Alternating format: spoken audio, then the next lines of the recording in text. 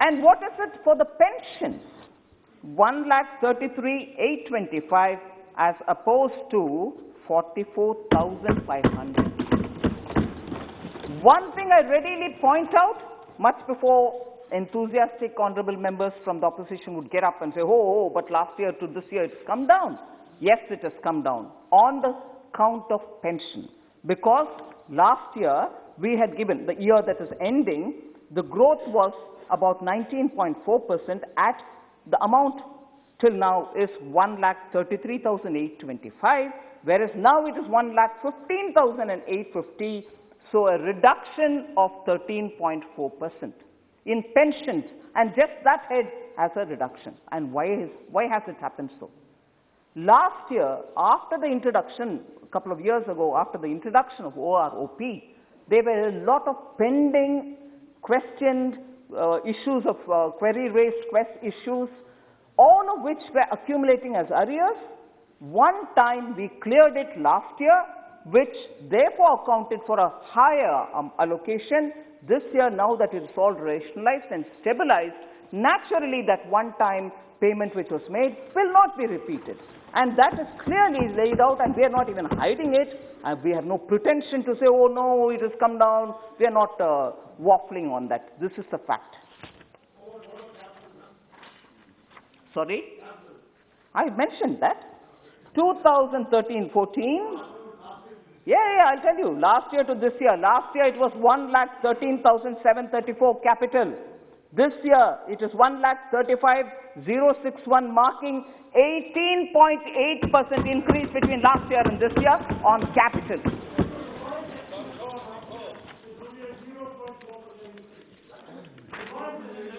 Sir, the question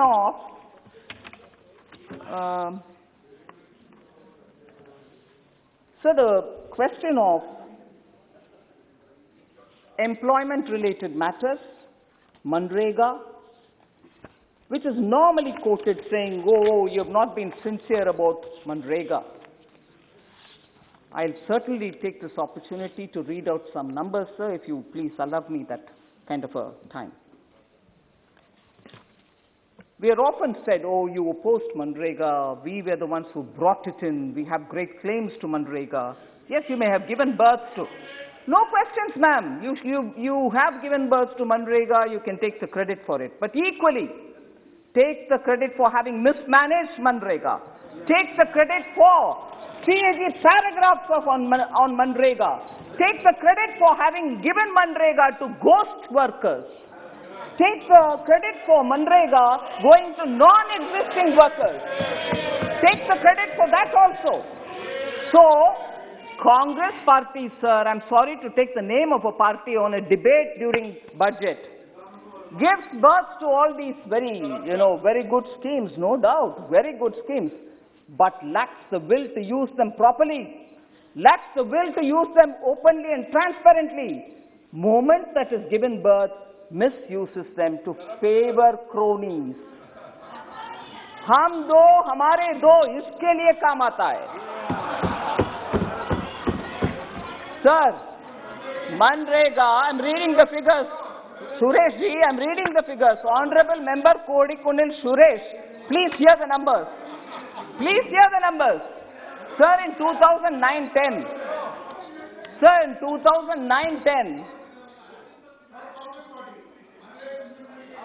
No, don't worry. Then don't ask us the questions on Manrega. Ask the state government. You ask us the questions. When I'm giving you reply, of course I'll mention Congress because you take the credit for it. Anyway, sir, I don't want to lose my time to give a proper answer. Sir, there are two tendencies, sir. Again, I'll take the name of the Congress party. There are two tendencies. One, they give birth to such schemes and then use it for their cronies. And each time, you can see the hypocrisy in the way the figures come out. Manrega, sir, the tendency I'll use to explain through Manrega. What is the tendency? We'll have a scheme. We'll announce huge BEs for it. Budgetary time estimated allocation, big amounts. But actually, not utilized. Each year it will end up with the actuals being far lesser than the original allotted amount, which means either they don't care for it or they give their cronies and forget the actual workers. यही होता है, वो BE से RE का data मैं दे देती हूं जिससे आपको पता लगेगा कि मनरेगा के ऊपर आपके प्यार एक्चुअली क्या नतीजा निकालती है on the ground. That pyar doesn't translate it into activity. 2009-10, sir, 39,100.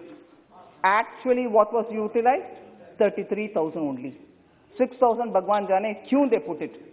Then, 40,100 comes to being 35,000 only. 11-12, 40,000. Only 29,000 is used. The rest are unutilized. Sir, 33,000. Only 30,000 is utilized. 2013-14, 33,000. Only 32 is utilized. 14-15, the last year, after us coming, 34,000 was only 32,000 used. But later on, from 15-16, please see the utilization levels. 34,699, 37 was utilized. 16-17, 38,500, 48,214 was utilized. 17-18, 48,000, 55,000 was utilized. 18-19, 55,000 allocated BE, 61,815 was utilized. 19,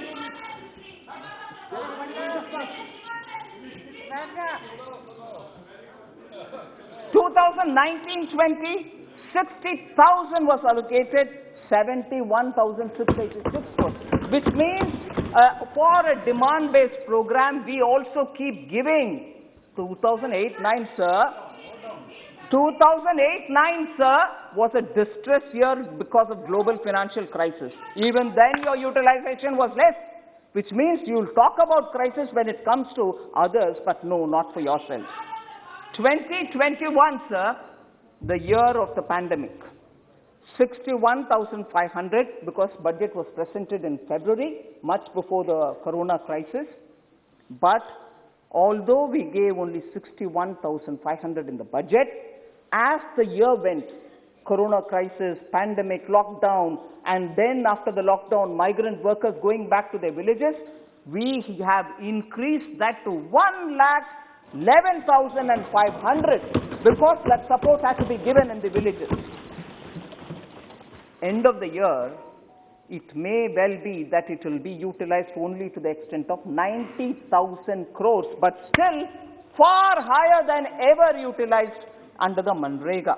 And therefore, this year, the current year's budget provision, the forthcoming year, we have given 73,000 crores and are fully willing that through the supplementary demand for grants, which happens at least 2 times, if not 3 times, we are going to give more and more if necessary so that migrant workers who have not returned to their jobs in the cities or anywhere else, who choose to remain there, can still be continued giving support.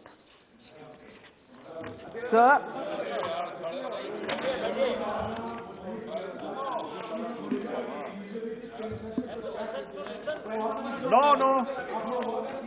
No.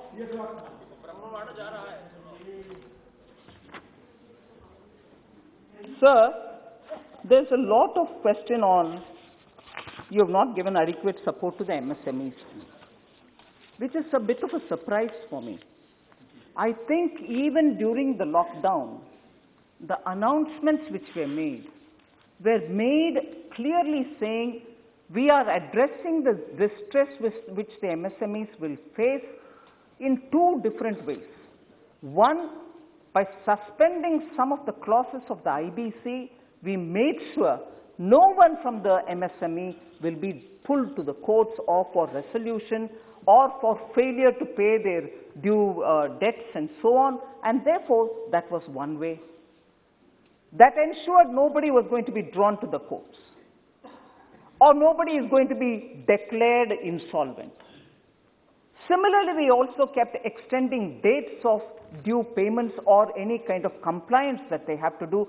So we extended the deadline till 31st March of this year on many scores so that they are not burdened with having to pay taxes, having to file their returns, or having even to plain compliance papers to be filed. So we've given them relief on the compliance side of things. Equally, we have given relief from the point of view of giving some money so that they can have working capital, additional working capital, extended term loans and so on, without asking for any new additional security. And this, if I only say for a minute, the approach that we took will tell you how clearly the intent was to help everybody. Banks were instructed to send SMSs, to call on the phone, to send emails, to go to the house or the office of the MSME if they are available post the lockdown was lifted, but before that through a SMS, saying we are willing to give you, please come and take without additional security. And the instruction given to the banks was, you will not deny unless the person himself or the company himself says, I don't want it. So it was given to everybody. The choice to say no was with the borrower and not with the bank. So not one company or not one MSME, even if it's a one single person MSME nano unit, was ignored. And also let me underline the fact that when we kept saying MSME, we did not exclude others who did not strictly come under the category of MSME. Anyone who had an account in the bank could go and say, give me loan under this emergency credit guarantee liquidity support scheme. And they were included. So in between when there were questions about, oh no, but tourism sector, oh no, but some other sector, you didn't call, we are not called MSME, but will you not give us? We kept issuing a lot of clarification, calling and saying, no, we may have used the word MSME, but this is available for anyone who's got a bank account. That way, a lot of companies who did not have that money because during the lockdown they couldn't operate, but when they opened, they had to buy raw material, they had to pay workers, they had to pay electricity bills. For all that, working capital was increased, given without a question. And here I would like, because honorable members also observe the functioning of public sector banks, and I will say that equally with respect, having amalgamated a lot of these banks, in spite of the amalgamation-related work still going on, banks very clearly exposed their staff, and I'm grateful even during the lockdown for Pradhan Mantri Garib Kalyan Yojana, they went and gave through their bank mitras all the cash credit which were made during the initial months. Similarly, in the emergency credit guarantee, they extended it to all the companies which wanted the help.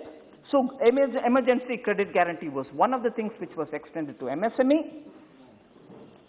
Also, we had a subordinate debt scheme through which companies which were already in distress, not just viable companies getting emergency credit guarantee, companies which were already in distress were given under the subordinate debt a kind of assistance wherein the individual promoter could borrow, he put it into the company as his equity and thereby lift the company's stature, get more assistance from the bank and run the business. So, when we extended these schemes, sir, they were not mindlessly some scheme being produced. Lot of mind application happened. At the level of the Prime Minister, a lot of inputs were coming. Leaders of businesses were meeting him, even during the lockdown through webinars. Continuously inputs were gathered and from the PMO were sent to us. We worked on it and every scheme was tailor-made for a situation such as the pandemic.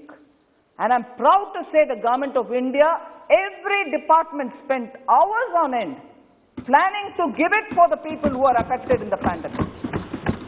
And therefore, the approach that Government of India has taken to address the pandemic situation may be completely different, but has served India better than the way which some of us were being advised. Oh, copy this country. Oh, look at they have given 20% of their GDP. Give it now.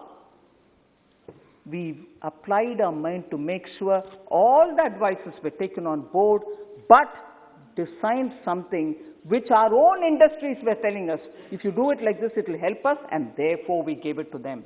Not blindly copy, as was advocated by many people.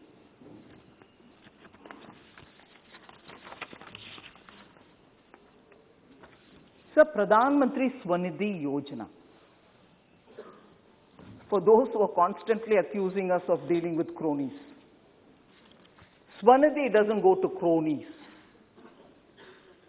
Damads get land in states which are governed by some parties. Rajasthan, once upon a time. Haryana, once upon a time.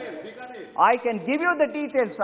Minister Arjun Ram Meghwal has been repeatedly saying the kind of allegations which are coming for the lands taken away at throwaway prices from farmers. They gave farmers pittance and took away the lands. That is Damad operating. Hum do hamare do is that.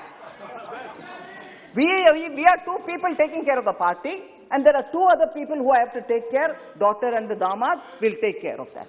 We don't do that. Swanidhi is tailored. PM Swanidhi Yojana is tailored for those small traders who are in the streets, who are selling their little ware and making their families happy with whatever they earn from there. 10,000 rupees is given to them as working capital for 1 year tenure. They take 10,000, do some business and return that. If necessary, they can take once more. And that is given to 50 lakh street vendors. They are not cronies. They are not anybody's cronies, leave alone our cronies, not even your cronies. They are people who think of the prime ministers working for the small, Dalits, backwards, the poor. And they are the people who benefit out of Swanidhi. They are the people who also benefit out of Mudra. They are also the people who benefit out of PM stand-up capital, which is being given at the district level for SC, STs and tribal, and also for women. There we don't do work for any damads. We don't do work for any cronies. We work for the common citizen who believes in the Prime Minister. And that is why when I probably will, sir, with your permission, Speaker, sir, I repeat some of those specific steps that the government has taken, even during the pandemic. And those steps and the number of people who have benefited from it, I'll just recall it once. Then you yourself will tell me, where are the cronies? They are very much hiding probably in the shadow of that party which has been rejected by the people. The shadows who were invited to even set up. Honorable Member Shashi Tharoor is here, who belongs to the state, which under his party's rule invited one of those big cronies who they remember every now and then to even develop a port. They invited. No open tenders, no global tenders, no nothing. Invited. And they had the temerity to call us cronies, crony capitalists. You have the temerity to call us crony capitalists. You invited one of them, who you repeatedly call, and then say, please develop our port. Because there is no Damad living in Kerala. Damad lives here. Sir, under the PM Awas Yojana, please have the patience to hear who are our cronies. Our cronies are the common janta of this country. PM Awas Yojana, more than 1.67 crores have been completed. Do cronies have these Awas Yojana houses? They are common people who get the Awas Yojana houses. How many houses were electrified under the Saubhagya scheme? Since October 2017, 2.67 crore houses have been electrified. They are not crony capitalist houses. Household toilets were constructed. Nearly 11 crore. Now it is more than that. Household toilets for crony capitalists? Do they need it? And who needs it gets it. Sir, Honorable Speaker, sir, the leader of the opposition still has some courage to get up and speak on PM Cares. I thought MOS Finance during last one session pointedly told them what is PM Cares, who audits them, where does that money go, as opposed to the way in which the PM National Relief Fund was giving money for family trusts. That has been already explained. Maybe I'll send you the video clip which is going on in social media. So, Adirji, you learn a lot of things from it. You were not present? I thought that's the session in which you called them Himachal ke somebody, Chokra. That's the session, I'll remind you. That's the session in which you called my MOS, who's an honorable member of this house 5 times now, Himachal ke Chokra, and he got up to tell you what actually was the PM National Relief Fund. So that debate is over and done with, dusted. You can go remind yourself through the social media. Sir, length of the road. Don't worry, I'll answer you. I'll send you the clip. Have a look at it and then come back. PM Gram Sadak Yojana, sir, more than 2,11,000 kilometers of road have been built since 14-15, and Gram Sadak Yojanas don't go to the private gated communities of damads and crony capitalists. Sir, whose lifeline are these? हम नहीं बोल रहे भाई.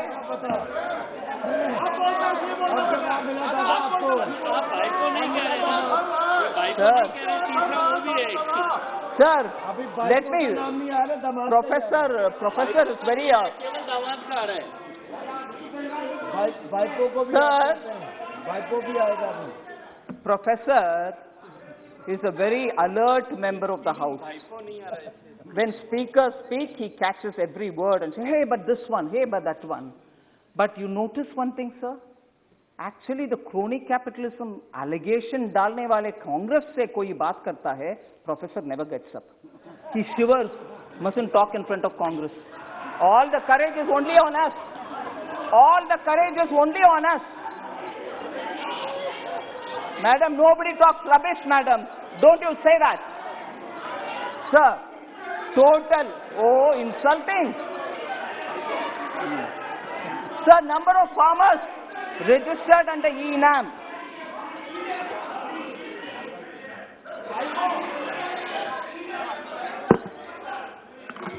Sir, number of farmers registered on E-NAM, 1,69,000.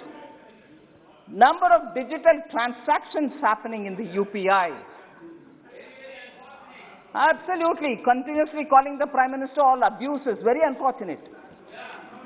Sir, number of farmers registered under PM Fasal Bima Yojana, 9 crores of people.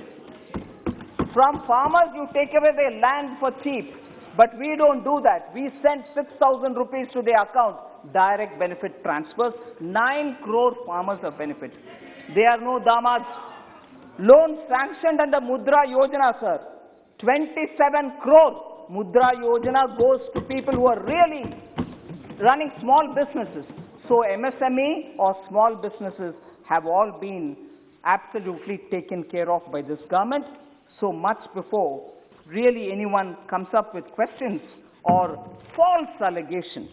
Of late, false narratives are the ones which are being propagated rather than coming to the House and talking in details about what is being offered in budget or any other program.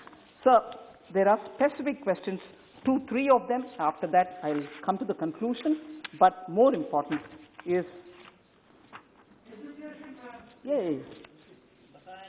sir, Member Supriya Suleji had asked this question, and I partly sort of got up to reply her on what is that 41-42% allocation in the Finance Commission. I think roughly that has been explained as to what is 42, why it has come down to 41. It's not actually come down, it is the due appropriate share for states. Sir, but the question she had then asked and which I chose to answer during the reply was what happens to this modernization fund for defense and internal security. So that is a proposition which is not even before me.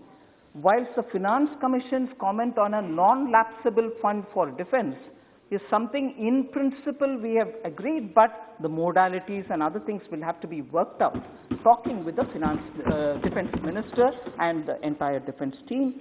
So that will be, this particular thing has been mentioned in the action taken report submitted to the Parliament. The modalities will be worked out and we'll see it in the due course.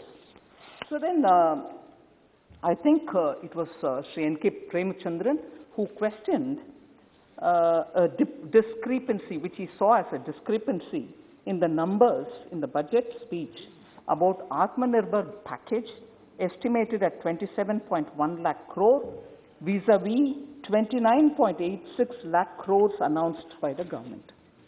There is no discrepancy, sir. I want to let the honourable member know about it. Within 48 hours of declaring the lockdown, Pradhan Mantri Garib Kalyan Yojana was announced with an estimated value of 2.7 lakh crores, and that was announced for free food grains, for free cooking gas, for direct cash transfer to the farmers, for the women, for elderly citizens and so on. This I had mentioned in para 4 of my speech, no doubt. But later, the government announced 3 Atmanirbhar packages with a total financial impact of about 27.1 lakh crore, including the financial impact of measures taken by the RBI. The combined financial impact of Garib Kalyan and Atmanirbhar package is 29.87 crores, and therefore there is no discrepancy. I want to let no member. And also, Member Premachandran again asked, how do you see that this budget would increase demand in the country? That was a question which he legitimately asked, sir.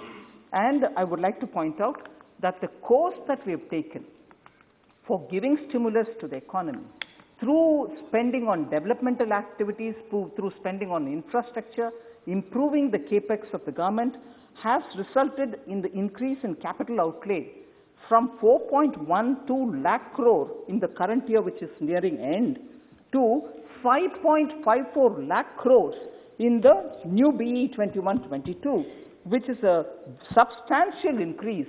And when money is spent on capital expenditure, all of us would agree the multiplier effect will immediately create jobs, and that creation of jobs will also have a impact on core industry demands, because you will need more cement, you will need more steel, and that demand will also generate more and more jobs. So it will have both direct and indirect impact on the economy immediately and also be sustained in the medium and long term. Sir, and also there were questions that again Member Premachandran asked, that how can we justify that in 2019-20 there was no COVID? Of course there was no COVID.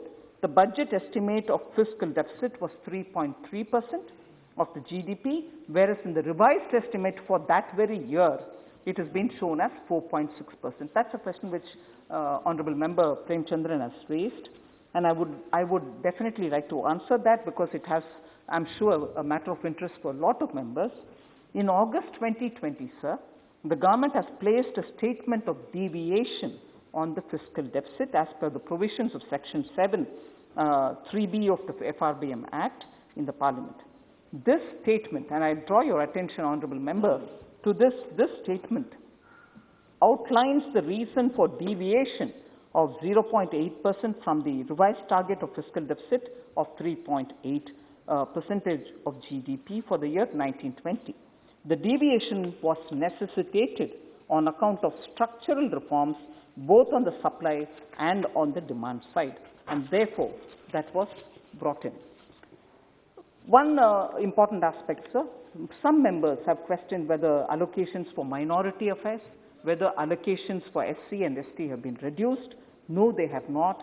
Total allocation for minority affairs is 4,811 crores in the BE of 21-22, which is an 8.6% increase for that ministry, higher than even the actual expenditure, and therefore that's not been reduced. So on the SC/STs, overall allocation provided for the welfare of SCs have shown an increase from 83,257 crore in 2020-2021 compared to 1,26,259 crore in this BE presented as budget now for 21-22. The overall allocation provided for the welfare of STs have also shown an increase from 53,653 crores in the BE of 2020-21 to 79,942 crores in the BE of 21-22.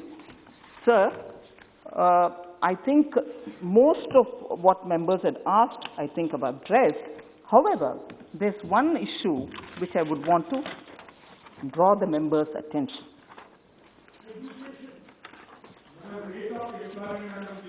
On employment, I've given a lot of information, opposition leader.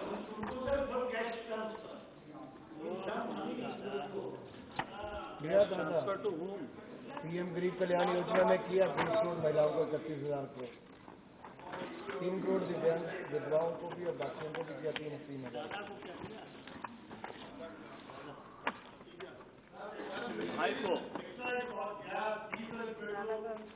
Sir,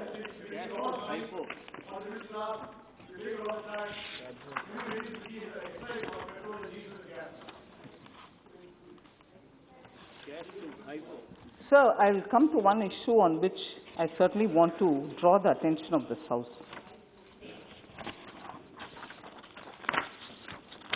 So there is a culture in this House since when the Parliament was established, and all of us have been swearing by the Constitution.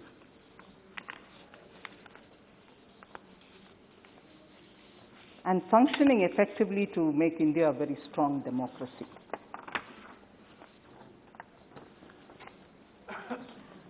But it was such a disappointment for me.